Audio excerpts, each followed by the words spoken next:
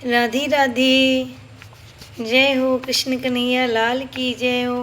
कार्तिकेय ठाकुर राई दामोदर की जय हो। आज हम कार्तिक महात्म्य में 12वां अध्याय सुनेंगे। 12वां अध्याय इस प्रकार से है। जलंधर का विष्णु जी से युद्ध कर वर प्राप्त करना। नारद जी बोले, इंद्रादि देवता उन दैत्यों को अपनी ओर आते हुए देख भयभीत हो विष्णु भगवान की स्तुति करने लगे। देवता बोले, भक्तों के दुखों को दूर करने वाले ब्रह्मा विष्णु शिवादि रूप में जगत का पालन एवं संहार करने वाले तथा गदा शंख पद्म और चक्र धारण करने वाले आपके लिए हमारा नमस्कार है। हे लक्ष्मीपति, असुर निकंदन, गरुड़ नायक, पीताम्बरधारी, यज्ञादिक क्रियाओं के भोक्ता, हे शरणागत वत्सल, हम आपको बारंबार नमस्कार करते हैं। दैत्यों के नाश करने वाले विष्णु भगवान ने देवताओं के द्वारा की गई स्थिति से उनके संकट को जान लिया। तब वे क्रोधित होकर शीघ्र ही गरुड़ पर सवार हो लक्ष्मी जी से बोले, देवी, तेरा भ्राता जलंधर देवताओं को दुख देता है, इससे मुझे उन्होंने बुलाया है, तो मैं युद्ध के लिए शीघ्र जाऊंगा। लक्ष्मी जी बोली, हे प्राणनाथ, यदि मैं आपकी प्यारी हूँ तो फिर मेरे भ्राता को आप संग्राम में क्यों मारोगे?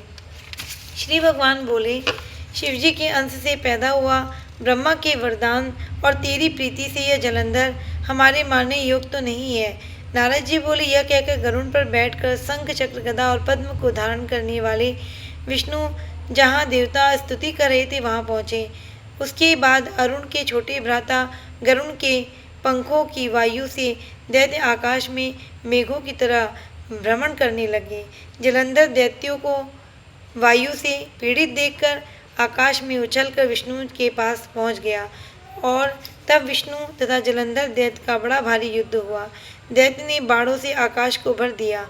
विष्णु ने अपनी बाणों से दैत्य के रथ, ध्वजा, छत्र और घोड़ा काटकर पृथ्वी पर गिरा दिए और फिर एक बाण उसके हृदय में मारा।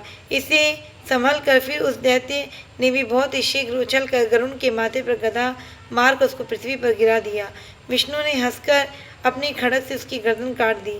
उसने विष्णु के हृदय में जोर से घूसा मारा। फिर वे दोनों आपस में मल्ल युद्ध करने लगे। उनकी भुजा की घूसा और घोंटू की मार से पृथ्वी शब्दायमान हुई। वे दोनों बहुत देर तक युद्ध करते रहे।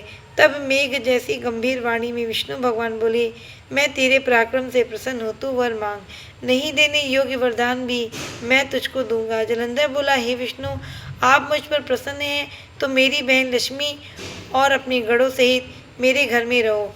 नारद जी बोले, बहुत अच्छा कहकर भगवान सब देवगण और लक्ष्मी जी समेत जलंधर के पुर में पधारे। तब महाबली जलंधर देवताओं के अधिकारों पर दैत्य को स्थापित करके पृथ्वी पर आ गया।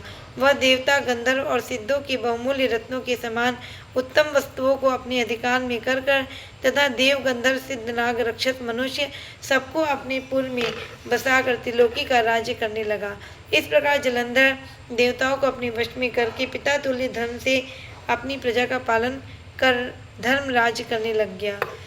नारद जी बोले, एक बार मैं उसकी राज्य लक्ष्मी देखने के लिए और विष्णु भगवान की सेवा करने के लिए वहाँ गया। जय हो कृष्ण कन्हैया लाल की जय। यहाँ पे हमारा 12वां अध्याय समाप्त हो गया। अब कल हम फिर 13वां अध्याय सुनेंगे। बोलो कृष्ण कन्हैया लाल की जय। मोहन मुकुट बंसी वाले की जय। सभी को एकादशी की शुभकामनाएं। राधे राधे।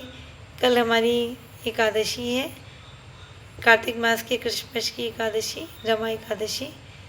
तो आप सबको उसकी बधाई है। आप भी व्रत कीजिए, भगवान का पंचामृत से अभिषेक कीजिए और उनको सुंदर सुंदर वस्त्र पहना के उनका सुंदर श्रृंगार कीजिए और इत्र सेवा जरूर कीजिए। मैंने पहले भी एक शॉर्ट्स में बताया है, देखिए, हर एकादशी और नहीं तो इस पूरे महीने में ठाकुर जी की इत्र सेवा का बहुत महत्व है। ठाकुर जी के अंग पे इत्र की मालिश करिए, सुंदर वस्त्र पहनाइए, उसके बाद उसके वस्त्रों पे भी स्प्रे कर दीजिए इत्र का। सुगंधित ठाकुर जी रहेंगे तो वो बहुत प्रसन्न होते हैं, ठीक है। और सुंदर सुंदर पुष्प लाइए, उससे भगवान का पूजन कीजिए। सुंदर आपको मैंने वो बताया है, तुलसी का चंदन वो अर्पण कीजिए एकादशी पे। तुलसी की लकड़ी का दीपदान कीजिए। तो ये सब बहुत महत्व रखता है। और बाकी जैसा आपकी इच्छा। और नहीं वक्त है, ठीक है, थोड़ा बहुत जितना भी हो सके वक्त निकाल के ठाकुर जी के लिए आप ज़रूर करिए।